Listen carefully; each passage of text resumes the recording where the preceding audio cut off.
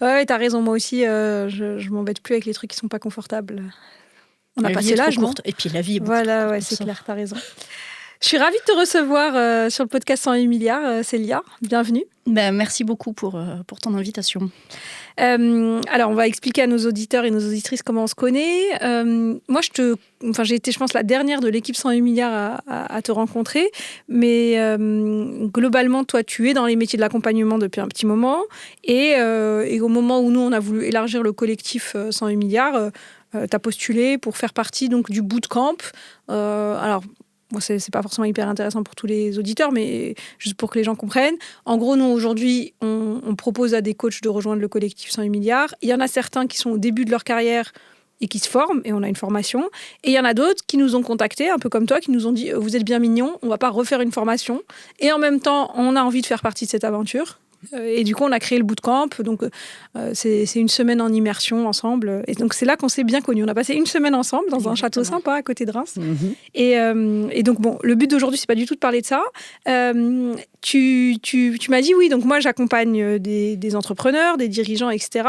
Mais quand tu m'as expliqué ce que tu faisais comme ce que tu avais comme corde à ton arc, je suis un peu tombée de ma chaise. Je me suis dit, waouh, il y a plein de choses. Et donc, on va arrêter le suspense pour les auditrices et les auditeurs. Tu fais notamment de la psychogénéalogie. Exactement. Et donc, je t'ai dit, quand tu m'en as parlé, je t'ai dit, je veux absolument qu'on fasse un épisode là-dessus. Je sais que ça va intéresser les gens. Alors, j'ai déjà fait un épisode sur les constellations familiales. Donc, on a un petit peu déjà parlé de ces sujets. Je sais que beaucoup d'auditrices et d'auditeurs ont adoré cet épisode et que ça les a... donc, déjà, peut-être expliquer la différence. Enfin, qu'est-ce que c'est la psychogénéalogie, avant même de parler de la différence? Qu'est-ce que c'est? Et puis après... comment t'y es arrivé, tout ça? Ok. Je pense que le premier terme qu'on peut amener là-dessus, c'est la généalogie, parce qu'en général, c'est plutôt ça qu'on connaît. Donc la généalogie, c'est un peu l'idée d'aller regarder l'origine de la famille. Et ensuite, la psychogénéalogie, là, c'est l'idée d'aller comprendre un petit peu l'histoire de la famille. Donc au-delà de qui était dans la famille, mais qu'est-ce qui s'est passé dans la famille. Et le but de la psychogénéalogie, en fait, c'est d'aller chercher une explication à travers les générations d'un événement qui pourrait expliquer un symptôme qu'on amène sur la table. Donc, j'arrive avec quelque chose et on va aller regarder, en allant découvrir l'histoire au fur et à mesure des générations, qu'est-ce qui a pu faire qu'à un moment donné, il s'est passé quelque chose qui a eu une incidence sur toute la chaîne, si tu veux. D'accord. Bon, on va aller creuser tout ça. Ouais. Mais donc, ce que je comprends là, en résumé, c'est une forme de thérapie. Oui, exactement. D'accord. Donc, j'ai entre guillemets, un problème dans ma vie, un symptôme, une difficulté, un blocage, whatever. Ouais. Et c'est une des formes de thérapie possibles. Donc, parce qu'il y a les thérapies qui sont plus, je vais aller me pencher sur ma vie à moi et me dire, qu'est-ce qui m'est arrivé dans mon enfance ou je ne sais quand, qui pourrait expliquer ça. Et là, ce que j'entends, c'est que je vais aller me pencher sur qu'est-ce qui pourrait être arrivé à ma grand-mère, à mon grand-père, à je ne sais qui, qui pourrait expliquer que moi, aujourd'hui, j'ai ce blocage. C'est un peu ça? C'est exactement ça, au-delà de papa-maman, d'aller regarder un petit peu au-delà, plus loin. Avec quoi papa-maman déjà est arrivé. Ils sont arrivés dans l'éducation qu'ils nous ont donnée. Exactement. Ok, on va creuser ça à fond. Mais avant ça, si on revient sur toi, ton parcours. Alors, j'étais un peu taquinée quand tu m'as dit, parce que à la base, toi, tu habites aujourd'hui à Berlin, et tu as été une des personnes, donc plutôt très business, qui a aidé des startups, des scale-up françaises connues à s'installer en Allemagne quand elles voulaient s'installer en Allemagne. Donc, c'était un métier très consultant stratégie, très, très, très business. Comment peut-être reviens sur ton parcours. Déjà, comment t'es arrivé à aller t'installer en Allemagne, à aider les startups françaises à s'y installer. Et ensuite, qu'est-ce que la psychogénéalogie vient faire là-dedans? Alors, pour commencer sur qu'est-ce que je fais en Allemagne, ça, c'était un peu le hasard de la vie. Et d'ailleurs, j'aime bien ces trucs de hasard de la vie parce que souvent, on se prend la tête pour se dire quelle décision est-ce qu'il faut que je prenne, etc. Et en fait, tu as des trucs de la vie qui te tombent dessus et qui, après, peuvent avoir une incidence pendant des années.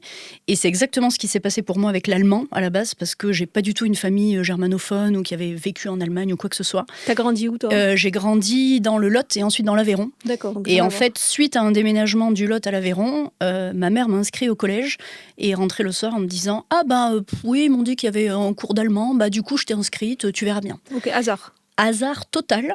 Et en fait, ça a quand même conditionné que j'ai fait de l'allemand, que j'ai fait ensuite un parcours franco-allemand dans mes études et qu'aujourd'hui, ça fait 15 ans que j'habite en Allemagne. Donc ça, c'est par rapport à l'allemand. Mais alors attends, je t'arrête. Oui. Y a plein de gens qui ont fait allemand au lycée et qui se rappellent même pas de comment on dit bonjour en allemand. Oui, c'est vrai. Comment ça se fait que toi, tu as eu quand même un intérêt ou une affection pour la culture allemande Ouais, ça tient clairement aux profs que j'ai eus. En fait, petite bourgade de 13 000 habitants dans le sud de la France où personne ne fait allemand.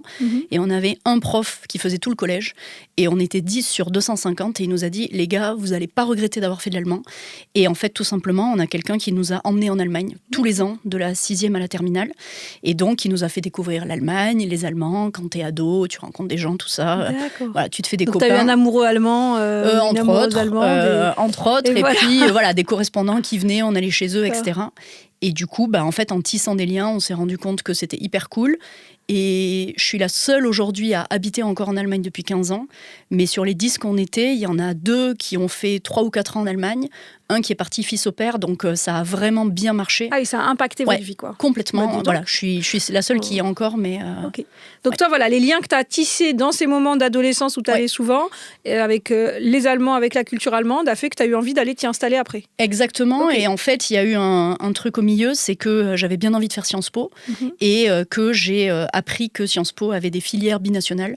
Et donc, je me suis dit, si je peux rentrer par la petite porte, ça peut être pas mal. D'accord. Et donc, c'est ce que j'ai fait. Et du coup, j'ai intégré Sciences Po en cursus franco-allemand. Et donc, on a alterné tous les ans entre la France et l'Allemagne pendant 5 ans. Donc là aussi, on avait 12 Allemands, 12 Français. On était un peu comme un voyage scolaire qui a duré 5 ans, à habiter les uns avec les autres, être en cours ensemble, vivre des trucs ensemble, rencontrer les familles, partir en vacances, etc. D'accord. Donc c'est comme ça que j'ai commencé à habiter en Allemagne et qu'ensuite j'ai eu aussi un amoureux allemand qui a fait que je suis restée après. Et donc voilà, j'ai commencé. Ok, donc dès ta scolarité, ce que j'entends, c'est que tu as une fluidité avec l'Allemagne qui s'est fait toute seule en fait. Oui, exactement. Ok, tu habites à Berlin donc depuis 15 ans. Pas depuis 15 ans à Berlin, mais en tout cas depuis 15 ans en Allemagne et 10 ans à Berlin. Ouais. Ok, et du coup, peut-être tes premières années de carrière, qu'est-ce qui t'a amené à aider les boîtes françaises parce que tu étais déjà à ton compte quand tu as commencé à aider les boîtes françaises. Non, pas tout à fait. J'ai d'abord commencé en bossant à Munich dans une boîte américaine qui faisait du conseil en communication et stratégie. Donc là, je bossais sur la partie corporate affairs en gros. Et quand j'ai quitté cette boîte-là, eh bien, là aussi, nouveau hasard de la vie qui a quand même amené un beau tournant. J'ai été contactée par Doctolib à l'époque, qui souhaitait ouvrir l'Allemagne et qui cherchait, en l'occurrence, 2 profils franco-allemands. Voilà, ils étaient contents d'avoir des Français là-bas, etc. D'accord, donc en fait, Doctolib t'a contacté. Moi, ce que j'avais compris, c'est que c'est toi qui étais déjà à ton compte et je sais que tu avais bossé avec Doctolib, tu as été instrumental au début, mais donc c'est Doctolib qui t'a un peu mis le pied à l'étrier sur ce business-là. Ils m'ont clairement donné ma chance, puisque j'avais pas fait de business school, j'étais pas dans le domaine de la santé, j'étais pas dans le domaine des startups, mais ils cherchaient des gens et je leur ai dit, écoutez, voilà, je sais pas si je serai douée, je sais pas si ça me plaira, je sais pas si vous serez contents, mais par contre, ça me dit carrément. Et c'est dans ce cadre-là que je suis partie habiter à Berlin parce qu'ils ont décidé d'ouvrir Berlin en premier et que j'ai fait partie de l'équipe, donc là, côté salarié au début, que j'ai fait partie de l'équipe qui a monté ça. Donc tu connais très bien Marine Hubert. Exactement. Ah, mais c'est une ancienne consoeur de quand on avait 20 ans. Mais, je me souviens. Exactement, elle est venue d'ailleurs pas mal nous aider sur la partie produit à l'époque. Les API, etc. Enfin bref. Et voilà, donc j'ai commencé en tant que salarié chez Doctolib.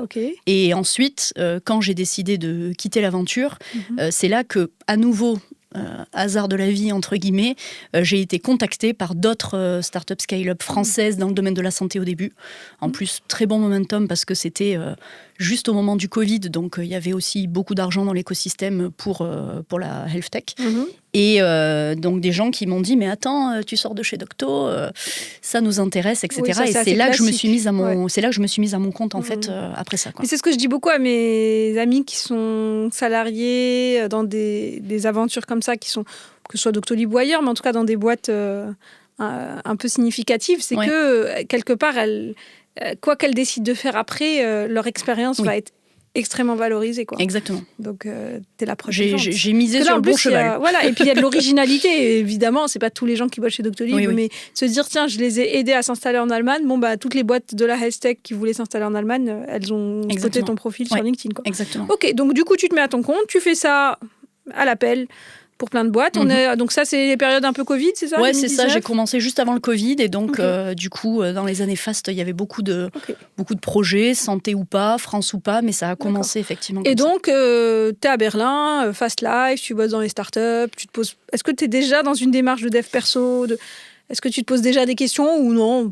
Alors, en fait, qu'est-ce qui fait que tu arrives à la psychogénéalogie? Ouais, en fait, ça a commencé bien avant tout ça et plutôt en parallèle. D'accord. Déjà parce que je suis un peu tombée dans la marmite quand j'étais petite, parce que j'ai une maman qui est psychologue de formation et qui s'est ensuite sur le tard formée pour être hypnothérapeute, sophrologue, réflexologue. Ah ouais, donc tu avais tout à la maison. Et de l'autre côté, mon père qui était vegan, bon maintenant, à l'époque on disait même végétalien, mais de la première heure, qui était dans les jeûnes hydriques, les rebouteux, les énergéticiens. On est à plat dans le cliché là, les véganes ne sont pas forcément... Non, bien sûr, mais en l'occurrence, j'avais tout sur un plateau. Okay. Donc déjà, j'ai grandi voilà, avec des parents qui étaient, entre guillemets, sur ces sujets-là. On va dire ouverts aux médecines alternatives. Exactement, et aux méthodes complémentaires. Voilà, ok. Et donc voilà, ça c'était un petit peu la base. Et en fait, ce qui s'est passé, c'est qu'en 2016... j'ai commencé, moi, une psychothérapie assez classique au début.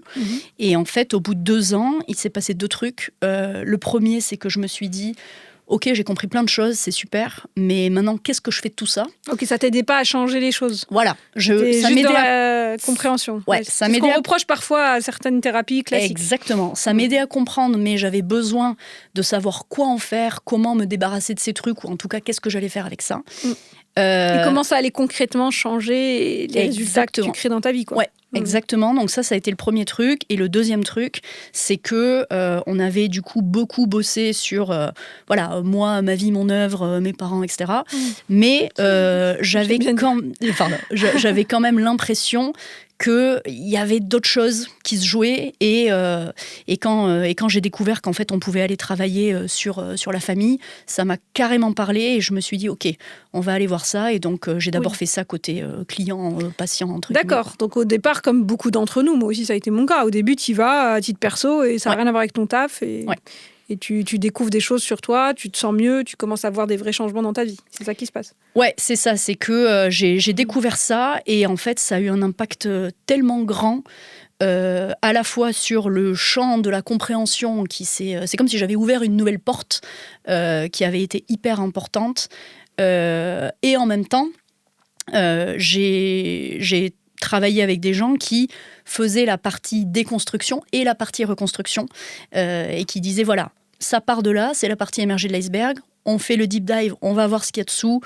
donc on passe tout au peigne fin et notamment tout ce qui vient de la famille et ensuite on remonte à la surface et on dit ok, si j'avais pas eu cette peur, ce blocage, cet auto-sabotage, où est-ce que je serais déjà et surtout comment est-ce que j'y vais. Et donc là c'était une partie plus coaching et donc quand moi j'ai fait ça côté client, je me suis dit en fait, c'est ça qui m'intéresse. C'est d'avoir un truc qui est large et qui est sur le pourquoi, mais aussi sur le comment. En fait, ce que j'entends, c'est que c'est bien gentil de s'intéresser à sa vie, mais quand on regarde aussi la vie de nos ancêtres, enfin, c'est comme si on avait regardé 1% du sujet et là, on ouvre la porte sur 80%. Ouais, donc, alors, c'est ça. Bon, j'ai pas de stat officiel là-dessus. Non, mais c'est juste pour dire que c'est énorme, en tout cas. Oui, c'est énorme. Toi, tu as vraiment vu. Alors, attends, j'ai 2 questions pour toi. La première, c'est est-ce que, du coup, tes parents qui étaient déjà quand même très ouverts à plein de sujets comme ça, est-ce qu'eux, ils avaient regardé des trucs de psychogénéalogie ou est-ce que tu as été la première de la famille? Et du coup, parce qu'en fait, ce qui est intéressant avec tout ça, même si après, on n'a pas encore bien précisé les choses pour les auditeurs et les auditrices, mais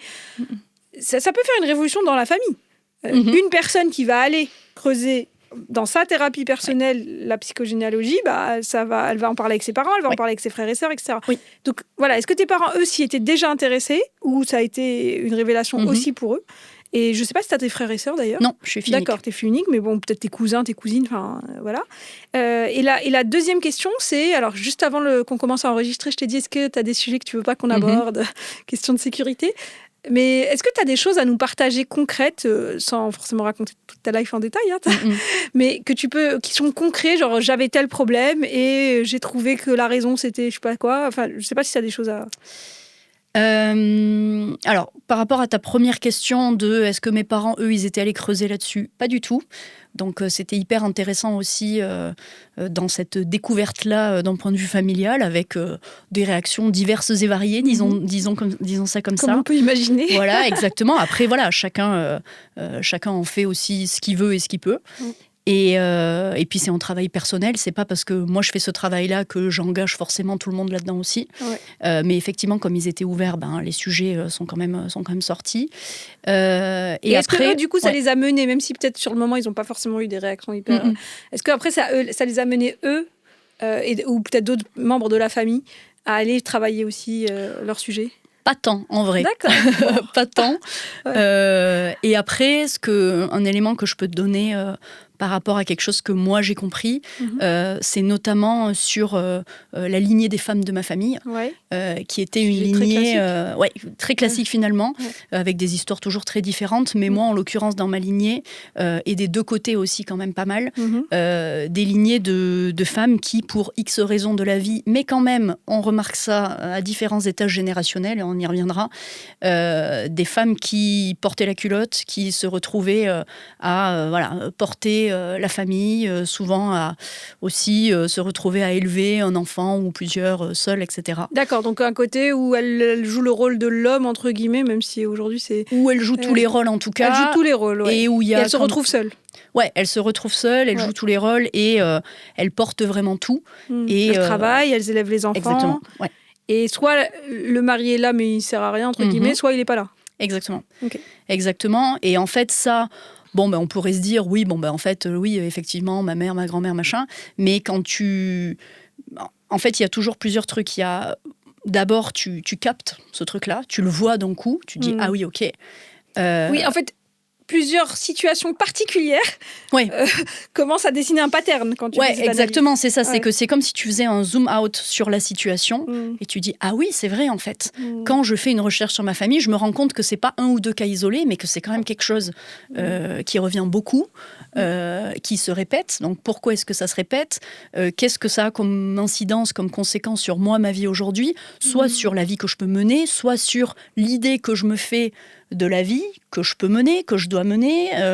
Voilà. Et donc il y a, je dirais, la montée le fait d'être conscient, le fait ensuite de pouvoir en parler, décortiquer, puis après, de toute façon, tu ouvres une porte, tu as plein de trucs qui remontent, plein de souvenirs, de choses qu'on a pu dire, que tu as pu entendre, etc. Et puis après, on y reviendra aussi, j'imagine, mais le travail aussi de, au niveau mental, j'ai l'info, comment est-ce que je vais intégrer cette information aussi dans, entre guillemets, mon corps physique, énergétique, etc., pour vraiment me rendre compte à l'intérieur de moi, entre guillemets, de ces trucs-là. Et puis après, qu'est-ce que j'en fais? Voilà. Comment, Je suis trop contente parce que là, je vois, il faut qu'on... Parce que là, tu viens de dire comment l'intégrer dans le corps. Mais allons-y tranquillement. Donc là, tu nous as donné un exemple très concret de j'ai constaté un pattern dans les femmes de ma famille des deux côtés. Et déjà, ça, c'était une prise de conscience. Voilà, c'est un exemple très concret. J'imagine, maintenant, si tu regardes plus les patterns que tu vois souvent chez les gens, parce que maintenant, tu accompagnes sur ces sujets, j'imagine dans les relations à l'argent, je constate que dans ma famille, il y a toujours tel type de situation, des gens qui étaient très riches, qui se sont retrouvés pauvres du jour au lendemain. Comme par hasard, il y en a plein qui sont dans ce cas-là. Ou le contraire, des gens qui... ont jamais eu un euro, mais à un moment, il y en a un qui s'enrichit et qui se fâche avec tout le monde. Enfin, on trouve des choses intéressantes. Les histoires d'héritage aussi, par exemple. Moi, je sais que... je sais pas, quand je pense psychogénéalogie, je pense beaucoup au rapport à l'argent. Mais bon... en fait, les histoires d'héritage, rapport à l'argent, moi, je vois aussi les histoires de maladies. Alors, il y a bien sûr l'hérédité maladie physique, mais il y a aussi des trucs genre maladie mentale... Et à chaque fois avec des trucs, non, mais là, c'était une histoire particulière, c'est parce qu'il est allé dans tel pays à tel moment qu'il s'est passé ça. Et en fait, ok. Mais n'allons pas trop vite, on va aller creuser tout ça. Donc, ce que j'entends, si on revient sur ton parcours, tu es à Berlin, tu aides les boîtes à s'installer en Allemagne, les boîtes françaises. dans ta vie personnelle, tu creuses, t'as déjà, voilà, t'es tombée dans la marmite quand t'étais petite, mais t'as on va dire un goût, un intérêt pour le développement perso et et pas de problème pour aller sur des thérapies complémentaires. Tu découvres la psychogénéalogie, waouh, ça change ta life. Ouais. Donc tu commences à te former en parallèle. Ouais, c'est ça. J'ai commencé à me former en fait dès 2018. D'accord. Donc avant même, en sortant de chez Docto, quoi. Et c'est-à-dire que tu savais pas encore que tu allais en faire un métier. Ben, je savais que je voulais en faire quelque chose. Je me suis dit, c'est tellement incroyable ce truc que, déjà j'ai envie de me former pour vraiment tout comprendre de ça. Et ensuite, on verra bien ce qui se passe. Mais si ça peut profiter à d'autres gens, j'ai vraiment envie de pouvoir le faire. Et donc du coup, j'ai commencé à me former donc sur la psychogénéalogie et en fait l'analyse transgénérationnelle qui prend des éléments de psychogénéalogie, mais c'est aussi sur les héritages invisibles qu'il peut y avoir au-delà des répétitions des choses dans les familles, mais de tout ce qui va passer sur le roman familial, sur les comportements, sur aussi tout ce qui va être plus inconscient, silencieux dans le corps, épigénétique, tout ça, on y reviendra. Et donc, j'ai commencé à accompagner des gens dès 2019, je crois, là-dessus. D'accord. Et au fur et à mesure, en fait, j'ai découvert d'autres choses où je me suis dit, ah punaise, mais dans ma pratique, je voyais des choses, donc je voulais adapter, je voulais plus individualiser, etc. Et donc, au fur et à mesure, je me suis formée à d'autres choses. Mais je suis plus sûre que ça réponde à ta question. Si, c'est pour comprendre comment tu t'es arrivée à maintenant accompagner les gens là-dessus, alors que donc tu dis au début j'étais cliente, entre guillemets, et puis... Ouais, c'est ça, j'étais cliente, je me suis formée, j'ai commencé à accompagner en 2019. Ok, et du coup, tu as commencé à accompagner. Au début, donc ce que j'entends, c'est que c'était en parallèle de ton métier de consultante à côté. Ouais. Et petit à petit, les deux se sont rejoints. Ouais. Alors aujourd'hui, concrètement, qu'est-ce que tu fais et comment ça se passe et quel est le lien, quel est le dénominateur commun tu vas me dire c'est moi, le dénominateur commun, mais entre des entrepreneurs ou des patrons qui veulent se lancer en Allemagne et psychogénéalogie, etc. Ouais. Alors, du coup, effectivement, à partir de 2019, je me suis mise à mon compte et j'avais deux activités qui, à la base, étaient totalement séparées. C'est-à-dire que je bossais avec des particuliers en B2C sur de l'accompagnement, sur du développement personnel, et j'accompagnais des entreprises en B2B sur du développement commercial, disons. C'est comme ça que je vendais le truc au début, mais chacun de son côté, parce que j'avais la croyance que, et puis aussi l'expérience, mais en tout cas, en grande partie la croyance, que l'accompagnement dev perso, psychogénéalogie, etc., ça allait pas du tout intéresser les entrepreneurs, et que de l'autre côté, je bossais avec des particuliers, et si c'était au courant de tout ce que je fais en termes de business, etc., est-ce que j'allais pas perdre ma crédibilité par rapport à l'intention que je mets dans mon travail versus le business, tu vois. Donc, au début, c'était complètement séparé. Donc, j'ai continué à me former aussi, etc. Et en fait, ce qui s'est passé, c'est que au fur et à mesure de mes accompagnements de dirigeants vers l'Allemagne, donc ils arrivaient avec des sujets business par rapport au go-to-market sur l'Allemagne, l'internationalisation. Et en fait, ce que j'observais, c'est que donc tu bosses, machin, tu fais des études de marché, trucs, etc. Et puis, il y avait toujours un moment où on arrivait sur des sujets qui en fait n'avaient plus aucun rapport avec le schmilblick. Typiquement, ce truc, non mais on s'en occupera une fois qu'on aura levé, qu'on aura fini notre levée, ok. Non mais on s'en occupera une fois quand elle sera partie, ok. Non mais là tu comprends, machin. Et puis donc, au bout d'un moment, on bossait ensemble, donc j'avais aussi leur confiance et je me sentais suffisamment à l'aise pour leur dire... ce truc-là dont tu me parles, là, ça fait 4 mois que tu m'en parles, c'est quoi le sujet, en fait ? C'est quoi le problème ? Ouais, mais parce qu'en fait, tu vois, machin... Et je leur disais, attends, et donc, en fait, souvent, ils me disaient, non, mais c'est parce qu'en fait, blablabla... Ils trouvaient des raisons, ils se racontaient un bullshit. Quoi. Et exactement, et je leur disais, mais en fait, moi, je suis pas ton investisseur, donc tu me dois rien. Je vais pas venir bosser chez toi, donc t'as pas besoin de me faire la pub. Et en plus, je suis même pas client parce que t'as un SaaS B2B et que je vais pas être client de ta solution.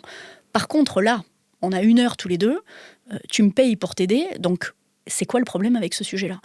Et en fait, on a commencé du coup à avoir des conversations En allemand, on dit auf Augenhöhe, ça veut dire à hauteur d'yeux, où en fait, ils ont commencé à me partager quel était le problème derrière le problème, et où en fait, on a commencé à travailler ensemble, à la fois un petit peu en coaching, mais aussi en accompagnement, finalement. Donc, D'accord. au début... Mais alors, attends, est-ce que tu as un exemple un peu concret quand tu dis le sujet qu'ils laissent de côté? C'est quoi? C'est par exemple, ils savent très bien qu'ils doivent licencier quelqu'un, ils le font pas. Ils savent très bien qu'ils doivent lancer telle ligne de produit et que c'est stratégique, toutes les études le montrent, mais ils le font pas. Donc, quelque part, ils s'auto-sabotent. Est-ce que c'est des cas comme ça? Ouais, c'est des cas comme ça. Et l'exemple de il y a quelqu'un qui doit sortir, c'est un exemple parfait. Parce que s'il y a la levée, on verra ça après. Il y en a un qui doit partir, en fait, c'est lui qui est indifférent avec telle personne, donc peut-être que ça ira mieux. Voilà, il y a tout un tas d'éléments qui font qu'on veut attendre. Alors qu'en fait, le problème n'est pas le problème. Et c'est pas le fait de sortir la personne, c'est le fait de pas réussir à sortir la personne. D'accord. Et donc, toi, avec ta casquette thérapeute, psychogénéalogie, tu es capable de voir des blocages psychologiques inconscients derrière un espèce d'argumentaire pseudo-rationnel qui en fait est juste une façon de reculer pour mieux sauter, qu'on voit dans beaucoup de boîtes. Exactement. Typiquement, moi, ce que je vois beaucoup avec les dirigeants, c'est quand ils ont du mal à décider. Alors que je leur dis, mais le métier d'un dirigeant, c'est de décider vite. Quitte à revenir sur le truc au bout de 3 mois. Mais, quand ou alors, moi, pour le coup, ce qui me parle là, dans ce que tu dis, c'est j'ai certaines personnes avec qui je travaille, ils décident hyper bien, hyper vite, sur tous les sujets, sauf un sujet. Ou sauf, voilà. Et là, tu dis, ce qui est en train de se jouer n'a rien à voir avec le problème identifié, avec la boîte, avec... Okay. C'est exactement ça. Et donc après, quand tu vas un petit peu creuser avec eux, pour reprendre cet exemple il y a quelqu'un qui devrait partir et qui part pas, c'est en fait pourquoi est-ce qu'il n'arrive pas à avoir cette conversation, à potentiellement rentrer dans une situation qui pourrait être conflictuelle, ou à prendre ses responsabilités. Et en fait, en allant creuser, tu te rends compte que est-ce que c'est la première fois en fait que tu as ça, qui se passe ça dans ta vie? Est-ce qu'il y a d'autres pans de ta vie où ce truc-là s'est déjà produit, etc. Et donc en fait, en creusant, voilà, tu atterris à un endroit qui n'est pas du tout l'endroit de départ. Et, Moi, ce que j'aime bien dire, c'est les croyances des gens qui déterminent leur vision du monde et donc leur comportement. Ça n'arrête pas au vestiaire quand tu arrives au boulot ou à la maison. Et moi, par exemple, une fois, il y a quelqu'un que j'accompagnais. Donc, il y a une personne de son équipe qui a démissionné au pire moment, quelqu'un sur qui il comptait. Et il m'a dit, non, mais moi, de toute façon, je me fais toujours abandonner.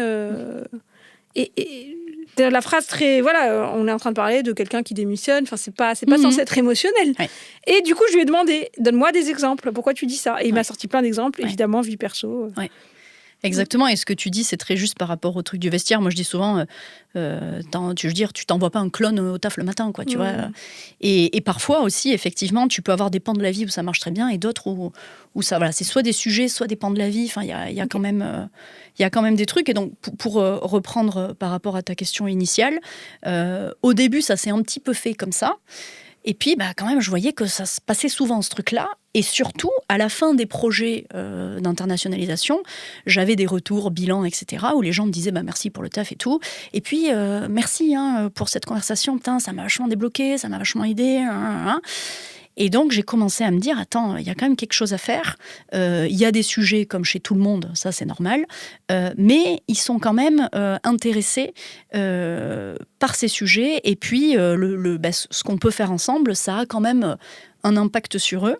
Et donc, c'est là que j'ai commencé à me poser la question de est-ce que je suis obligée de rentrer par la porte business pour ensuite aller faire ça, ou est-ce qu'en fait je pourrais pas proposer des accompagnements qui soient vraiment qui assument, vraiment voilà, exactement. Mais écoute, oui, bon après on comprend bien. Maintenant, moi ce que j'entends, tout ce que tu viens de dire, parce que maintenant on va creuser vraiment le côté psychogénéalogie, c'est à peu près le même constat que j'ai fait, alors différemment, on n'a pas le même historique, mais c'est un peu les discussions qu'on a eues quand tu as rejoint 108 milliards, c'est de dire t'es sparring partner de dirigeant, tu es crédible à la fois au niveau business et au niveau accompagnement personnel, parce que justement, nous, on a ce postulat très fort de dire on fait pas du... Et les gens me disent, est-ce que je fais du coaching pro ou perso? Moi, j'explose de rire quand on me pose cette question. Donc, bon, voilà, ok, super. Et on a chacun les cordes à notre arc pour faire ça. Très bien. Donc maintenant, creusons la partie psychogénéalogie. Donc, ce que j'entends, c'est que toi, ça a tellement révolutionné ta vie perso que tu as eu envie de te former. Ouais. Aujourd'hui, oui. Si tu devais faire la pub de la psychogénéalogie, pourquoi est-ce que tout le monde devrait s'y intéresser ? Je ne sais pas d'ailleurs si tout le monde devrait s'y intéresser. Oui. Je pense que tout le monde devrait s'y intéresser parce que c'est un pan hyper important de notre histoire que déjà parfois on ne connaît même pas. Souvent on connaît les parents, les grands-parents, mais on ne sait même pas comment nos arrière-grands-parents s'appelaient. Par exemple. Donc déjà, il y a un pan, d'un point de vue familial, c'est toujours intéressant de savoir qui a été avant nous, qui étaient ces gens, qu'est-ce qui s'est passé dans leur vie, etc. Donc ça, c'est out of curiosity. Voilà, donc déjà, c'est intéressant de connaître un petit peu mieux l'histoire de sa famille. Et puis, parce que, en fait, ça a quand même des incidences sur qui on est, sur ce qu'on fait, sur nos croyances, nos comportements, nos blocages, etc. Et du coup, pourquoi la psychogénéalogie ou le transgénérationnel spécifiquement, plus que la psychothérapie, moi j'ai tendance à dire, voilà, ça ouvre une autre porte. Et après, moi je suis toujours pour la complémentarité des approches, donc du coup, je trouve que c'est toujours intéressant d'aller creuser plein de choses, mais ça me paraît quand même, ça me paraît quand même un pilier hyper important parce que on est dans une famille, on est dans un récit, dans des croyances, des valeurs, etc. Et d'aller regarder tout ça, ça me paraît primordial. Ok. Bon. Que dit, je ne sais pas si c'est la science, mais en tout cas les études sur le sujet ? Parce que là, tu me dis, oui, quand même, ça a une incidence sur nous énorme. Oui. 16 où à part nous deux. Ouais, t'as l'épigénétique qui est quand même une science, une branche de la biologie, et qui a montré et qui montre encore qu'en fait, quand tu as des événements traumatiques dans une vie, tu vas avoir en fait une modification de l'expression des gènes qui ensuite va être transmis de génération en génération. Donc pour faire simple, c'est un peu comme si l'ADN c'était une partition de musique et que l'épigénétique, elle venait lire la lecture, l'interprétation d'un orchestre, d'un chef d'orchestre, de cette partition de musique-là.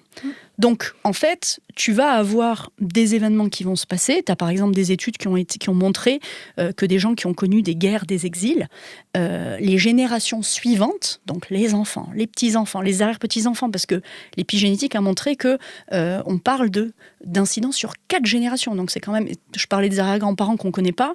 Il peut s'être passé quelque chose pour l'arrière-grand-mère qu'on ne soupçonne même pas et qui a une incidence sur nous aujourd'hui, dans le sens où tu as des marqueurs épigénétiques qui ont activé ou désactivé certains gènes pour pouvoir en fait tout simplement s'adapter à l'environnement en fait. D'accord. Et donc pour te ça donner... déjà c'est observable biologiquement. Il y a eu plein d'études. Il y a notamment, je crois qu'il y a eu des cas de grosses famines aux Pays-Bas pendant la Seconde Guerre mondiale. Et ce qu'on a observé sur les générations d'après, c'est une propension au diabète énorme. Oui, alors c'est ça. Tu peux avoir des propensions spécifiques sur certaines maladies. Tu as aussi le génocide au Rwanda, si je me rappelle bien, qui a été étudié. Et donc, en fait, tu as des gens qui vont être beaucoup plus sensibles au stress et à des pics de stress beaucoup plus forts que la population qui n'a pas vécu ces trucs-là, etc. Et ça, c'est transmis dans les gènes, dans l'épigénétique. Exactement. C'est-à-dire que c'est l'expression des gènes qui va être modifié. Tu as des choses qui vont être activées ou désactivées. Donc ça, même si tu n'as pas grandi avec tes parents et que tu n'as pas été éduqué, parce qu'après on va parler de toute la partie ce qu'on t'a dit, ce qu'on t'a beaucoup raconté, les comportements qu'on t'a transmis. Oui. Mais même si jamais tu es orphelin, que tu n'as pas connu ta famille du tout, ça, tu l'as dans tes gènes. Quoi. Exactement. Tu peux rien. Exactement. Donc ça, c'est vraiment la partie épigénétique, c'est-à-dire qu'on peut le voir biologiquement, c'est prouvé, c'est montré. D'accord. Et après, tu as aussi une partie de la mémoire du corps, où tu peux avoir les cellules des tissus qui sont eux aussi imprégnés de trucs qui n'ont rien à voir avec toi. Qui là, du coup, on n'est pas sur on n'est pas sur de la biologie parce que ça va être des mémoires qui sont plus symboliques. Mais typiquement, un entrepreneur qui, au moment de signer un contrat hyper important, va se prendre de crises d'angoisse. Donc sans aucune explication valable, en tout cas au premier abord, rationnel, et sans explication médicale aussi, quand il va faire checker s'il n'y a pas un problème, etc. Et donc en fait, tu peux potentiellement... Donc, tous les trucs, même l'eczéma, je veux pas dire que tout vient de là, mais en tout cas, ça doit nous alerter sur, ok, est-ce qu'il y a un truc organique, etc., je vais faire checker par un médecin, ou pas? Est-ce que c'est la première fois ou est-ce que c'est sur un type de situation spécifique, notamment les situations à enjeu, grosses décisions, etc. Et en fait, si tu ouvres la porte de la psychogénéalogie transgénérationnelle, peut-être que tu vas te rendre compte que en fait, tu as ton arrière-grand-père qui, j'en sais rien, qui par exemple avait une boîte et s'est fait en fait... s'est fait escroquer par un client et qu'il avait signé un gros truc, etc. Tu peux aussi, ça c'est un cas assez classique, tu peux avoir des gens qui vont développer une phobie totale de l'eau ou du feu. Et en fait, quand on creuse dans la famille, en s'interrogeant et en interrogeant la famille, ils se rendent compte que y a quelqu'un qui est mort noyé ou qu'il y a quelqu'un qui est mort dans un incendie, alors qu'ils ne le savaient même pas. Donc là, tu es vraiment sur la mémoire. En fait, toi, tu dis le fait de savoir, donc la mémoire du corps, donc, alors on ne sait pas trop comment, là, pour le coup, c'est pas aussi observable qu'en biologie, mais le corps peut montrer, enfin en tout cas, je ne sais pas à quel point, mais empiriquement, on peut constater, tiens, lui, son corps a une réaction émotionnelle ou une crise d'angoisse ou quoi, dans certaines situations, et quand on creuse, alors on se rend compte qu'il y a un lien. Donc toi, ce que tu dis, c'est si on est au courant qu'il y a eu des noyades dans la famille, ou il y a eu des incendies, le moment où on a une réaction bizarre, on a plus de chances de prendre conscience, ok, ce qui se passe là m'appartient pas, m'appartient d'une certaine manière, mais c'est pas un truc que moi j'ai vécu. Ouais, en général, c'est plutôt dans l'autre sens. C'est-à-dire que tu as le symptôme qui monte, tu comprends pas, et ensuite, potentiellement, tu vas chez le médecin, machin, et potentiellement, tu ouvres cette porte-là et tu vas creuser, et là, tu captes qu'en fait, il y a un truc, et ça rejoint un peu ce que je te disais tout à l'heure, c'est qu'en fait, il y a plusieurs étapes. Il y a la prise de conscience, de dire, waouh, c'est quand même dingue. Il y a des gens pour qui ça fait déjà le taf. Et après, derrière, ils n'ont plus du tout, pour reprendre cet exemple de crise d'angoisse sur ce genre de situation, donc ça peut être suffisant. Souvent, il y a d'autres choses qui reviennent, donc c'est bien d'aller voir tout ce qui sort, d'aller vraiment tout décortiquer, etc. Et parfois, ça peut être intéressant de faire, par exemple, un protocole de libération, un truc symbolique. D'accord. Parce qu'en fait, à aucun moment, on a un flingue sur la tempe. Mais on a un flingue symbolique, sans forcément le savoir. Et si, pour reprendre cet exemple, j'ai une phobie bleue, ou noire, je ne sais pas comment on dit, de l'eau, et je me rends compte que mon arrière-grand-mère, en fait, s'était noyée, etc., en fait, peut-être que je vais faire un acte symbolique, alors selon ma sensibilité, etc., l'exemple typique, c'est peut-être que je vais écrire quelques mots. Peut-être que je vais écrire quelques mots à cette arrière-grand-mère que j'ai jamais connue en disant que je suis bien désolée qu'il me soit arrivé ça. Exactement, je suis bien désolée qu'il te soit arrivé ça, et voilà, maintenant moi j'ai envie aussi de vivre ma vie, et j'ai envie de pouvoir aller dans l'eau, etc. Et je pense bien fort à toi et je te laisse partir, etc. Et après, je sais pas, on déchire, on brûle, on envoie sans destinataire dans une boîte aux lettres, et faire ce travail symbolique, là aussi ça vient rajouter une couche de libération, quoi. Ok. Alors, toi, de ton expérience, et j'ai bien conscience que ma question que tu auras de mal à me donner des éléments scientifiques, facts, mais de ton expérience, à quel point, comment je vais la formuler, à quel point la noyade d'une arrière-grand-mère a un impact dans ma vie? Si, par exemple, tu habites au bord de la mer et que tu as toujours voulu nager, ça peut être embêtant. C'était pas ça ma question, c'est quelle place ça prend. Quelle place ça prend. Oui. Et quand tu dis, voilà, ça impacte le corps et tout ça. Donc, on n'est même pas en train de parler du cas où on m'aurait raconté toute mon enfance, attention, va pas dans l'eau, c'est dangereux l'eau, parce qu'il y a aussi, quelque part, ça, c'est sur comme le tu récit, dis, les valeurs, le récit familial, comme tu dis. Moi, j'aime bien dire la mythologie familiale. Ouais, c'est exactement ça. Mais même si on m'a rien dit, et peut-être surtout si on m'a rien dit, après on va peut-être parler de la différence entre les non-dits, les tabous et les choses qui ont été racontées et mythologiciées. Non, le mot n'existe pas. Enfin, t'as compris, mise en mythologie. Mais quelle place ça peut prendre, en fait? Parce que je me dis, ok, peut-être que ça... J'entends. Je me fais l'avocat du diable. Oui, bien sûr. Non, mais bien sûr. On est là pour ça aussi. Voilà, mais ok, sûrement que ce qui est arrivé à ma grand-mère a peut-être un impact dans ma vie. Mais est-ce que cet impact est minime? Et donc, c'est intéressant de savoir, de dire, ah bah oui, donc moi, si j'ai un peu peur de l'eau, c'est parce que voilà. Ou est-ce que ça, en fait, est-ce que ça dicte ma vie? À quel point ça dicte ma vie inconsciemment, quelque part? J'aurais envie de te répondre, tout est possible à ce moment-là. C'est-à-dire que tu peux avoir des gens qui vont être impactés au sens de « ouais, en fait, j'ai peur de l'eau, mais en vrai, je m'en fous, c'est pas grave. Du coup, j'adore la montagne, j'ai développé que je fais des treks ou je sais Donc, pas ça veut quoi. » dire qu'il y a des gens dont l'héritage familial n'est pas un poids. Après, un petit poids. Ça dépend des gens et ça dépend des sujets, mais heureusement, on récupère pas tout de tout le monde. Voilà. Donc, ça t'est déjà arrivé d'avoir des gens qui sont venus te voir, vous avez fait le boulot, c'était chouette, c'était intéressant, mais s'ils ne l'avaient pas fait, ça ne les aurait pas empêchés d'être heureux. Je dirais plutôt que, en fait, tu viens pour un sujet qui a de l'importance dans ta vie et qui potentiellement prend le pouvoir sur toi, qui t'empêche de faire des trucs qui t'handicapent dans ta vie. Donc toi, tu les vois pas, les gens pour qui ça a eu aucun impact. C'est ça que t'es en train de me dire. Soit je les vois pas, soit en fait, ils viennent pour autre chose. D'accord. Et là, on peut dire, oui, c'est vrai que j'ai mon arrière-grand-mère, machin truc avec l'eau. Ouais, mais bon, en fait, c'est pas un souci.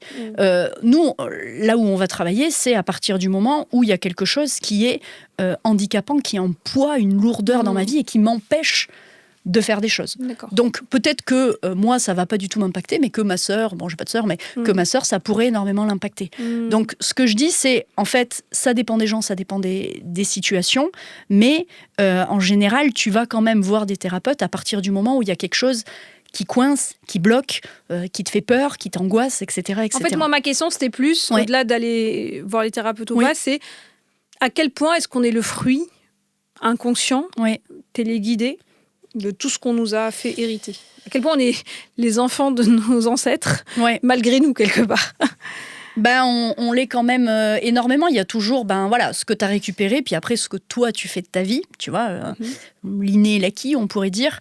Donc, une part importante. Maintenant, il y a aussi des héritages qui sont super positifs et qui sont super. Il y a une petite parenthèse, mais il y a une phrase que j'adore dans la série En thérapie qui était passée pendant le confinement, où à un moment donné, le psychiatre, il parle avec son client, enfin son patient, qui lui dit non, ça m'angoisse pas, mais du coup, comment je dois l'interpréter ? Et le psychiatre lui dit oh, vous savez, à la fête foraine de l'angoisse, on n'est pas obligé de tester tous les manèges. Et j'adore ce truc parce que voilà, c'est un peu dans cette vibe-là. C'est pas peine de se créer des problèmes qu'on n'a pas. De dire voilà, si ça te pose pas de problème, on s'en fout. Tant mieux et c'est génial. Nous, on va aller se concentrer sur ce qui pose des problèmes, mais ça n'empêche pas de dire voilà, ça me pose pas de problème, ça j'ai hérité et c'est super et ça m'a servi aussi dans telle ou telle situation. Mais pour répondre à ta question, oui, on est le fruit de ce qu'il y avait avant nous. Dans le négatif et dans le positif, et ensuite à nous de faire le tri de ce qui nous porte ou ce qui nous handicape, et ceux qui nous handicapent de potentiellement aller bosser dessus, quoi. Ok, donc de manière très pragmatique, la reco que tu as, c'est vivez votre vie, ne vous posez pas trop de questions. Si un jour vous avez un problème, un truc qui coince, et que vous avez peut-être fait un peu de thérapie, que vous avez testé 2-3 trucs, n'oubliez pas d'ouvrir aussi la porte de votre psychogénéalogie, parce que c'est quand même un monde. Ah oui, c'est ça que j'entends. Oui, c'est quand même un gros monde. Donc, et ce serait dommage de passer à côté. N'embêtez pas Célia si vous n'avez pas de problème. Mais ce serait dommage de passer à côté, parce qu'il y a quand même beaucoup de choses qui ressortent en général. Quoi. Ouais, c'est ça. Ok, maintenant, constellation familiale, psychogénéalogie, je sais que toi, tu as fait un peu les deux en tant que cliente. C'est quoi la différence ? C'est quoi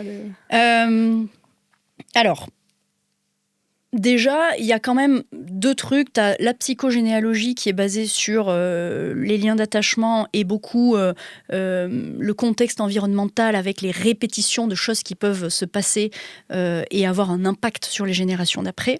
Donc, ce que j'entends, c'est que la psychogénéalogie, elle prend en charge ce qu'on nous a transmis par l'éducation. Alors, ou pas.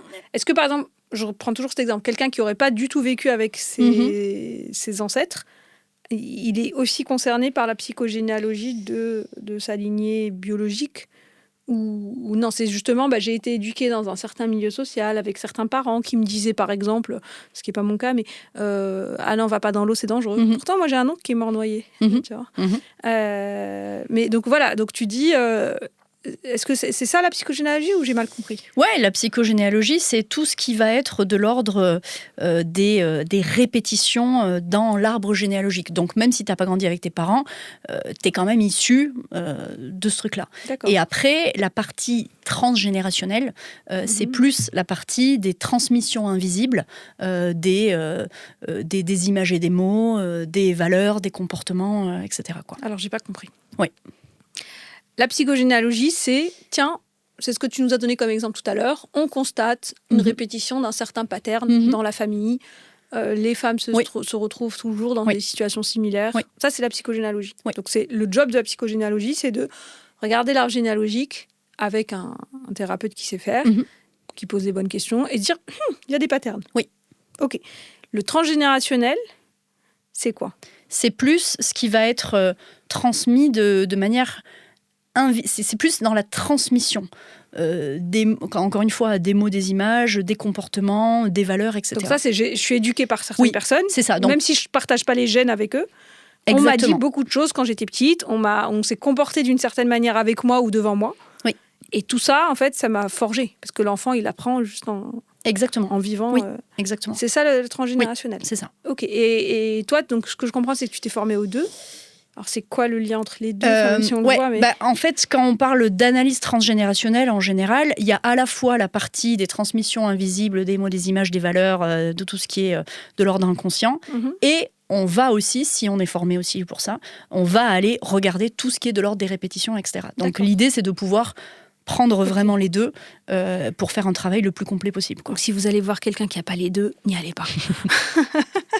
Donc, ça, c'est déjà complet. Et par rapport à la constellation familiale, enfin, de ce que tu en connais.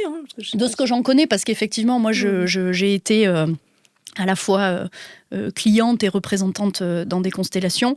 En général, les constellations, de ce que j'en ai vu et compris, ça va plus être sur les relations entre les différents individus d'une famille. Et donc, en fait, c'est la mise en scène des relations dans une famille. Donc, en général, on arrive plutôt sur une constellation avec un sujet ou une intention particulière et on va mettre en scène... j'allais dire une pièce de théâtre, c'est pas une pièce de théâtre, mais on va mettre en scène avec des gens, physiquement... ce truc-là pour voir ce qui se passe, Ok, donc c'est plutôt systémique, c'est plutôt le système, comment le système évolue. Et d'ailleurs, on ne cherche pas forcément, parce que d'ailleurs, souvent, on ne les a pas, on ne cherche pas à vérifier les faits. Oui, exactement. Qu'est-ce qui s'est passé ? Exactement. Oui. C'est plus comment chaque personne a réagi dans la situation. Oui. Exactement. Alors que là, en psychogénéalogie, on va aller faire un petit travail d'enquêteur, d'enquêtrice, pour savoir ce qui s'est passé. Exactement. Est-ce qu'il y a eu une famine ? Est-ce qu'il y a eu une guerre ? Est-ce qu'il y a eu des viols ? Est-ce qu'il y a eu de l'inceste ? C'est ça qu'on va... Alors que justement, moi, ce que j'ai pu voir un peu dans la constellation, c'est que soit on a des faits et on les dit et on est sûr, mais on ne va pas commencer à essayer de jouer aux petits enquêteurs parce que ça peut limite être dangereux si on n'a pas les infos. Oui, exactement. C'est en constel, tu arrives en général sur un sujet et tu mets en scène ce truc systémique, exactement. Ouais, et tu libères. Là où de l'autre côté, moi en général, je demande aux gens d'aller justement récupérer le maximum d'infos. Après, évidemment, tout ce qui est passé sous silence, les non-dits, les machins, ça donne aussi une information. Oui, ce que j'entends dans tous ces travaux, c'est que ne pas savoir est une information. Donc même les gens qui sont orphelins, qui ne connaissent pas leur famille, en fait, c'est déjà une info hyper importante. Ouais. Exactement. De dire, et souvent, ça va être sur une personne, une période, une situation. Où en fait, les gens, ils vont avoir plein d'infos et puis ils vont dire, là, par contre, de ce côté de la famille, on m'a dit que mon grand-oncle, il s'était suicidé, mais on ne sait pas trop. Ah, ok, d'accord. Voilà. Parce que moi, si j'ai zéro info, je peux pas faire grand-chose. Par contre, si j'ai plein d'infos et qu'il y a des zones de silence, de flou, ou de trucs, de souvenirs qui ont été tronqués, ou tu sais, des fois, tu vas demander à ta tante, elle va te donner une version, et puis ta grand-mère va te donner une autre version. Dire, ok, là, ça, c'est une info, par contre. En fait, Alors, tu sais, c'est intéressant que tu dis ça, parce que en septembre dernier, on s'est réunis avec mes cousines. Ouais. Alors, on est très nombreux dans la famille, donc c'est pas toutes mes cousines, mais on était, je sais plus, 5 ou 6. Ouais. Et ce qui est intéressant, c'est que chacune était l'enfant d'un des enfants de mes grands-parents. Et on s'est dit, on a fait une constellation familiale entre nous. Génial. Donc, ce qui est un peu... Mais ce qui a été très intéressant, c'est que même avant de faire le travail de constellation, le fait de te réunir tout ensemble, dans ce contexte particulier, que chacune soit allée essayer de faire son arbre généalogique, parce que bien sûr, chacune a aussi sa famille de l'autre côté, mais... Et aller interroger quand on a pu, ceux qui étaient encore vivants, qui avaient encore leur tête et tout, mais chacune est venue avec des versions de la même histoire qui n'étaient pas du tout la même. Et Ouais. on a eu l'impression pendant ce week-end que c'est comme si on mettait les pièces d'un puzzle. C'est exactement ça. C'était assez touchant. Moi, j'ai appris des dingueries sur ma famille, alors que je pensais savoir déjà beaucoup, parce que c'est un sujet qui m'intéresse, mais j'ai appris énormément de choses. Et qui donne... Enfin, moi, ça m'a donné une énorme empathie, quoi. Je me dis, oui, quand même, il s'est passé pas mal de... Donc oui, j'entends très bien le côté, les versions différentes de l'histoire. Wow. Ouais. Et sur ce que tu viens de dire, 3 choses. La première, c'est qu'effectivement, tu vas avoir des versions différentes en fonction des gens à qui tu vas demander. Deuxièmement, tu as aussi l'aspect que potentiellement, toi, de ton propre souvenir, tu as un vécu totalement différent de ta sœur qui a vécu la même situation. On le voit même, pour prendre un exemple très simple, sur les divorces. Tu peux avoir un enfant qui est ultra impacté et un autre beaucoup moins. Donc, il y a ça aussi. Et après, par rapport au fait de dire « Waouh, il s'en est passé des choses dans ma famille » et tu as parlé d'empathie. En fait, c'est un truc qui est hyper important, c'est que l'analyse transgénérationnelle et la psychogénéalogie aussi, c'est pas là pour aller chercher des coupables, c'est pas là pour aller montrer du doigt, c'est là pour aller comprendre ce qui s'est passé, ce que les gens ont vécu, et aussi de se dire, ils ont fait aussi ce qu'ils ont pu avec les moyens psychiques, financiers pour travailler sur soi. Au niveau générationnel, nous aujourd'hui, on a la chance de pouvoir beaucoup bosser, mais c'était pas le cas de tout le monde à toutes les époques. Je sais plus, j'avais lu un truc, je sais plus où, et je le reprends souvent, je dis, on est les enfants de gens qui n'ont pas fait de thérapie. Oui, c'est ça, et où on fait des thérapies pour ceux qui n'en ont pas fait. Oui, et ce que je veux dire, c'est qu'en fait, c'est beaucoup plus un chemin de la compréhension, et même et d'une certaine manière du pardon. Ça ne veut pas forcément dire aller se réconcilier, mais ça veut dire pouvoir être capable de lâcher le poids de ce qui s'est passé ou de certaines personnes sur nous, en fait. Et donc, voilà, je le dis parce que parfois, il y a des gens qui arrivent en disant « Ah non, mais moi, j'ai pas envie d'accuser... » qui que ce soit, de quoi que ce soit, c'est pas ça l'idée. C'est pas du tout le sujet. Mais et c'est puis c'est intéressant, il y a le pardon, et dans cette compréhension empathique, par exemple, on s'est rendu compte que certains comportements qu'on avait, nous, alors je vais pas dire qui, mais on s'en fiche, mais qu'on avait, qui nous bloquaient dans nos vies, de l'angoisse ou des trucs comme ça, en fait, c'était notre façon d'être en lien. C'était notre façon d'être loyal.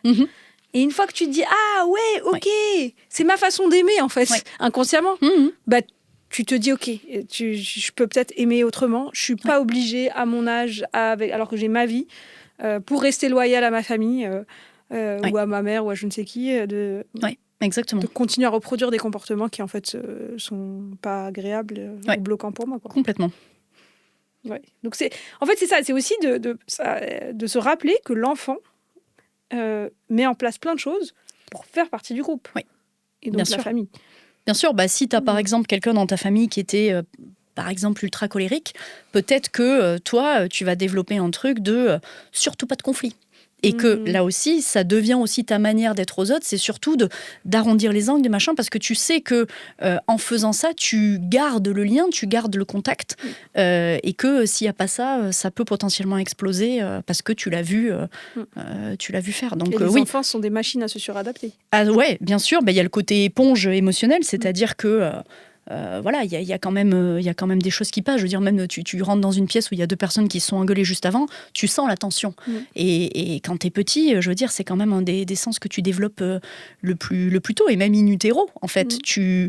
Tu vois pas, etc., mais tu ressens quand même. Donc oui, il y a le côté éponge, et puis il y a le côté aussi de pour qu'on continue à m'aimer et assurer ma sécurité, qu'est-ce qu'il faut que je fasse, comment il faut que je m'adapte pour pouvoir survivre, en fait, tout simplement. Parce que il y a l'eau, l'air, mais il y a aussi l'amour et la sécurité qui sont des éléments fondamentaux pour pouvoir survivre. Et d'ailleurs, il y a aussi des études qui l'ont montré, d'enfants, de nourrissons qui ont été abandonnés à la naissance.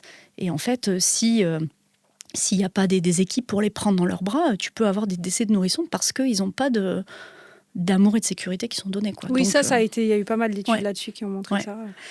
Mais oui, et là, ce que j'entends aussi, c'est le côté très... je vais m'adapter à ce qui se passe autour de moi, à ma famille, au fonctionnement familial. Je vais donc reproduire des patterns. Exactement. Ou me mettre en opposition. C'est une façon aussi de reproduire. Mais en tout cas, je ne suis pas très libre tant que je ne vois pas tous ces espèces je sais pas, de fils de marionnettes qui guident mes choix, mes comportements, etc. C'est très conditionné du coup, quoi. Ouais. Et conditionnel. Est-ce que, pour venir toi à ton histoire et tout, est-ce que ça a complètement changé ta relation, par exemple, avec tes parents, de toutes ces prises de conscience Je dirais que ça m'a permis de davantage les comprendre. Je pense notamment à ma maman en disant ça. Davantage comprendre sa vie, ses choix, ce qui s'est passé pour elle. Et voilà, en comprenant aussi d'où elle venait, un peu dans ce qu'on disait tout à l'heure. Donc ça, ouais. Et après, ça m'a aussi influencé dans... en l'occurrence, la décision de ne plus être en contact avec mon papa, pour le coup. Donc ça a été une grande décision, parce que, en fait, quand on en a parlé de tout ça, voilà, il a eu un autre chemin de réaction que ma maman, disons. Et du coup, moi, ça m'a amené à cette prise de décision. Donc, oui, ça a quand même été assez fondamental. Un gros impact. Mais oui, dans un sens comme dans l'autre. Mais c'est en tout cas de se dire, je prends une décision consciente, quelle qu'elle soit. Exactement. Pour avancer dans ce qui me semble, moi, être correct. Moi, ce que ça m'a fait, tout ce travail, alors, de compréhension de la famille, on va dire, en fait, je me suis dit, j'ai eu une énorme gratitude pour mes parents. Alors, peut-être, même à l'endroit où il y a des choses où je leur en voulais, je me dis, machin et tout. Si, mais en fait, waouh, ils ont fait plus que leur possible, vu... Exactement. Tous ces fils invisibles, vu que eux, c'était pas trop une génération de thérapie machin. Donc je me suis dit waouh, en fait ils ont été vraiment beaucoup plus. Ça change le regard. Oui, moi ça m'a donné beaucoup de gratitude et d'admiration, même si voilà, après il y a toujours des trucs. Et puis je trouve ce truc de ils ont fait ce qu'ils ont pu avec les cartes qu'ils avaient en main. C'est clair. Ça c'est quand même c'est un peu life changing, quoi. Enfin ça peut fondamentalement changer le regard, ouais, carrément. Super. Peut-être une dernière question très concrète. Oui. Donc, concrètement, justement, concrètement, je vais y arriver. Contrairement à la constellation familiale où ce qu'on avait dit aux gens, c'est vous faites votre arbre généalogique avec les infos que vous allez et vous y allez et ça se passe. Là, comment ça se passe? Donc, si quelqu'un veut travailler avec toi, donc il faut qu'il ait une problématique dans sa vie, un truc qui l'empêche d'avancer ou qui lui cause du tracas. Et qu'est-ce que tu lui demandes? Et après, c'est quoi? C'est des séances où vous parlez? Parce que tu parlais un peu du corps aussi. Ouais. C'est pour ça que je... Alors, moi, la manière dont je préfère travailler, la méthode que j'ai développée pour moi, entre guillemets, c'est de commencer par le petit travail d'enquête. Donc, en fait, je fais passer 2 questionnaires. Donc, c'est un peu le premier sur ta vie, ton œuvre. Quels sont tes souvenirs? Comment tu te vois aujourd'hui? Qu'est-ce que tu fais? Quels sont, selon toi, tes défauts? Plein de trucs, plein de questions sur ta vie, ton œuvre. Moi, j'en ai pas des défauts. Ah tant mieux. Je note. Et ensuite, un deuxième questionnaire sur ta famille. De qui était constituée ta famille, quelle vie ils ont eue, quelles épreuves ils ont traversées, quelles maladies ils ont pu développer, etc. etc. Et à partir de là, moi, je fais ce qu'on appelle une analyse psychogénéalogique. Donc, c'est que je vais aller regarder tous ces trucs de répétition, donc que ce soit sur des répétitions de prénoms, de dates, tu as tout ce qui est les dates anniversaires, tu as les deuils non résolus, tu peux avoir ce qu'on appelle les syndromes du gisant, notamment les enfants de réparation. Enfin, il y a plein de choses sur les lignées de femmes, sur la fécondité, plus les les lignées de femmes que les lignées d'hommes. En général, c'est souvent sur les lignées de femmes que c'est plus lourd, je trouve.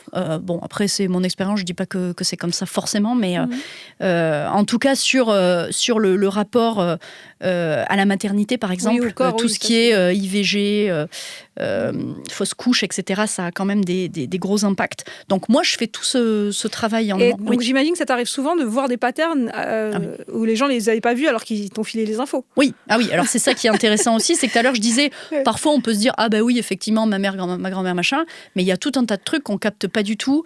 Et pourtant, en parce fait, quand on fait quand on a la vue d'ensemble, on se dit, waouh, effectivement. D'accord. Donc, il y a ces 2 questionnaires, ils font leur petite enquête. Moi, je fais l'analyse psychogénéalogique et ensuite, on se retrouve pour un premier rendez-vous où, du coup, il y a la restitution de l'analyse psychogénéalogique. Et donc, l'idée, c'est d'aller regarder un petit peu, c'est Anne-Ancelin Schutzenberger qui a déposé le terme de psychogénéalogie, qui parle de sac de nœuds. Et donc, en fait, c'est un peu comme la clé du système, c'est le sac de nœuds dont on a hérité. Et en fait, ce sac de nœuds, il repose sur différents piliers. Donc en fait, on va nommer ce sac de nœuds, cette clé du système, on va nommer les différents piliers. Et ensuite, à partir de là, s'ils ont envie, si ça leur parle, eh ben, on va pouvoir aller travailler, faire tomber ce sac de nœuds en allant attaquer les différents piliers. Et donc là, à partir de là, on a des séances. Et donc dans chaque séance, on va attaquer, entre guillemets, un pilier, donc on sait sur quoi est-ce qu'on va bosser. Là, c'est très différent d'une séance de psy, par exemple, où tu arrives et puis en fait, tu arrives avec tes trucs du jour. On sait sur quoi on va bosser. Et là, par rapport à l'histoire de physique, etc., on va d'abord travailler au niveau du mental, c'est-à-dire qu'on monte en conscience, on décortique, et ensuite, s'il y a besoin, si la libération n'est pas totale, parce que comme on disait, il y a des choses qui switchent déjà rien qu'avec ça, mais il y a des sujets, des gens, voilà, chacun a sa sensibilité différente, où on va avoir besoin d'un peu plus. Et donc là, on va pouvoir mettre en place des choses, que ce soit des protocoles de libération, des choses à partir d'écriture, à partir de souffle. Ouais, exactement. Moi, j'ai la chance aussi de travailler avec d'autres thérapeutes qui sont formés à des méthodes que je trouve hyper intéressantes, mais que moi, je ne peux pas faire. Et donc, par exemple, ça va être, sur le sujet de la sécurité intérieure, à la fin de la séance, je vais t'envoyer une séance une séance d'hypnose, par exemple, sur la sécurité intérieure, puis tu vas la faire d'ici la prochaine séance, et puis tu me diras s'il s'est passé des trucs. Parce que chaque personne est différente, a une sensibilité différente, et peut-être que l'hypnose va très bien marcher avec une personne, alors que l'autre, ça va plus être l'autre chose, etc. Donc, l'idée, c'est on va chercher... Donc il y a d'abord un histoire de diagnostic. Ouais, exactement. Le sac de nœuds, les différents piliers. Yes, exactement. Et après, c'est un petit protocole ou un programme en disant, séance 1, on va travailler ce premier nœud, séance 2, celui-là. Et parfois, donc, c'est faire appel aussi à d'autres... On attaque pilier par pilier et on commence toujours par le mental et ensuite, on voit s'il y a besoin d'autres choses. D'accord. Et on met en place ces trucs-là. Voilà. Ça, c'est la manière que je trouve... en tout cas pour moi, celle qui fait le plus sens et que je trouve la plus globale et la plus holistique. Et puis après, j'ai aussi parfois des gens qui viennent me voir pour des sujets précis, notamment on parlait des entrepreneurs, notamment sur un sujet business. Et en fait là, on va plutôt tirer le fil à partir de là et aller dérouler. Mais moi, personnellement, je trouve que ça a beaucoup plus d'impact d'aller faire un travail global, parce que comme ça, on peut aller balayer énormément de choses d'un coup, et parce que souvent, les éléments sont quand même un peu interconnectés, quoi. Donc, ça vaut le coup de... Non, mais parfois, peut-être les gens, ils commencent par un truc urgent, et puis après, ils ont envie de faire le tableau global. Exactement. Et souvent, ce qui peut permettre de faire tilt, c'est... au niveau du mental, c'est des gens qui vont te dire « Ah, j'ai envie ou besoin de faire ce truc-là et je ne sais pas pourquoi, mais c'est plus fort que moi. » C'est comme s'il y avait une espèce de force qui me tirait dans l'autre sens, tu vois. Déjà, des gens qui te disent ça, ils sont hyper conscients. Oui, c'est vrai. Ce qu'ils vont dire souvent, les gens, c'est « Ah, mais non, mais en fait, j'ai pas eu le temps, j'ai pas pu, il s'est passé ça, le contexte économique. » Oui, ça c'est effectivement en général un peu moins les entrepreneurs, plus les gens, les particuliers avec qui je bosse aussi et qui ont déjà commencé à en travailler sur eux, effectivement. Mais c'est un peu ce truc de « c'est plus fort que moi », tu vois. Et après, d'un point de vue des symptômes physiques ou physiologiques, je crois qu'on en parlait tout à l'heure, mais quelqu'un qui, voilà, sur un moment de signature de contrat, de truc de lancement, qui va avoir en fait des symptômes qui sont totalement inexpliqués d'un point de vue médical. Là, en général, on peut se dire, tiens, ça peut... ça pue. En tout cas, ça pue sur le moment, mais en vrai, c'est super parce que ça veut dire qu'il y a des choses à aller chercher et qu'on va pouvoir y aller et que du coup, on va pouvoir régler ce problème, quoi. Okay. Donc voilà. Génial. Voilà. Merci beaucoup, Célia. Eh bien, écoute, avec grand plaisir. Où est-ce que les gens peuvent te trouver, s'ils te cherchent ? Alors, les gens peuvent me trouver sur LinkedIn. D'accord. Donc Célia Maury, M-A-U-R-Y. Voilà, je te laisse le dire. Et puis, on va mettre sur mon Insta, Célia Maury. Et aussi sur mon site web, Célia maury.com. Et donc, voilà, ça permet de voir un petit peu ce que je propose. Et puis, c'est vrai qu'on n'en a pas parlé, mais j'ai aussi continué à me former à d'autres choses au fur et à mesure. Et notamment, là, récemment, avec Margot Fried-Filiosa en sexothérapie. Et donc, c'est aussi... faut qu'on fasse un autre épisode, là. Avec grand plaisir. On va pas ouvrir ce chapitre-là, mais voilà, qu'ils soient pas étonnés aussi de découvrir, tu parlais de différentes cordes à son arc, qu'ils soient pas étonnés de découvrir aussi des choses notamment sur ce sujet-là, quoi. Mais oui, parce que globalement, ce que j'entends, c'est que c'est des dimensions tellement fondamentales de notre être, et que toi, c'est vraiment en avançant avec les gens que tu t'es rendu compte que se former là-dedans permettait d'aller adresser tous les autres sujets, notamment business, etc. Ouais, c'est ça. L'occurrence la régularité des sujets qui reviennent. Moi aussi, mon chemin personnel. Et puis, à un moment donné, de dire, OK, là, ça revient trop souvent, le rapport au corps, au désir, à la sexualité, etc. Bien sûr. Qu'il faut y aller. Et puis, en plus, on parlait d'ouvrir des portes. Voilà, là, c'est encore une porte passionnante. Comment tu me donnes envie de te réinviter. Écoute, avec plaisir, mais voilà. En tout cas, si les gens tombent sur des trucs sur moi ou vont regarder, qu'ils ne soient pas étonnés de voir aussi ce genre de sujet dessus, quoi.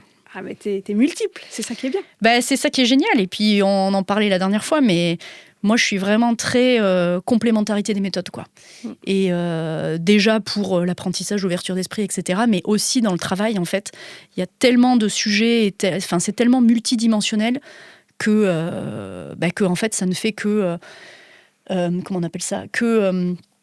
Améliorer notre pratique, oui, quoi, tu vois, apporter de la nuance. Approfondir et nuancer notre pratique. Et c'est vrai que même moi, à titre personnel, quand je vais voir des thérapeutes, j'aime bien aussi les gens qui sont formés à différentes choses, parce que ça permet tout simplement d'ouvrir les écoutilles et de proposer différentes choses, quoi. Moi, je trouve que c'est assez récent, c'est plus récent dans notre histoire professionnelle que les gens soient très spécialistes, les plus grands philosophes, mathématiciens, etc.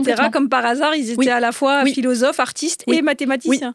Donc tu te dis aujourd'hui, ça a l'air d'être moins... Ouais, c'est génial. Très juste. Bon, on se revoit vite alors. On se revoit très vite, je crois. Salut, merci.